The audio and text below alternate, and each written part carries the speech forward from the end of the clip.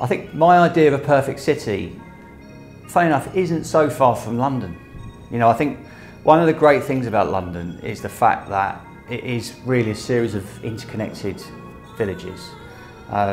The fact that you can pretty much walk across central London through parks the entire way is an incredible feat, which for me will always put it above other cities. Well, I'm biased. I'm a Londoner, and you know, I listen to all of the Brexit arguments, and I'm so proud to live in this city, and I believe that whatever happens, it will be a strong city. It offers everything that you need, whether it be education, culture, cultural diversity. You know, it's a melting pot, and it's a melting pot that works. So why change it? You know, whisper it quietly. When I go up to see our colleagues in Manchester, which is a much smaller city, I actually always feel a bit claustrophobic in Manchester because there's not actually that much green space. And you know, the way that Manchester as a city has developed, you know, over the years, because it was more of an industrial city, people kind of flocked to the outskirts of Manchester into the wonderful countryside around, rather than necessarily enjoy the spaces that we have, like, you know, where I think we probably take it for granted in London within.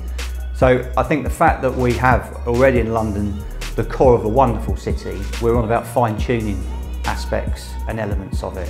A perfect city is one where all its residents feel like they belong and they're welcome. That is a really important underlying factor in making cities successful and lived in, which I think we have a lot of work to do towards. London is, for example, London is a fantastic city. It offers a lot, but we have started to get to a place where a lot of Londoners feel they can't either afford to be in London or feel that they're not welcome in London. Clearly it would be great if we could have Crossrail open and other public transport improvements open.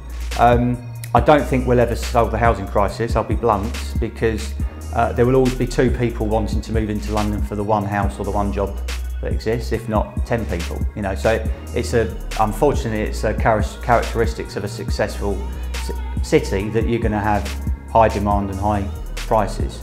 So that's where thinking both progressively about build to rent and other housing products, as well as having grown-up conversations with communities about why we need to consider, in my opinion, urban extensions into greenfield locations on the periphery of London is an essential part of that, because you can only keep going up so often and you can only mix the uses so many times before that breaks, whether it's economically or from a kind of an urban design public realm perspective. But I'm positive about cities, and I think we're very fortunate to live and work in probably the greatest city in the world.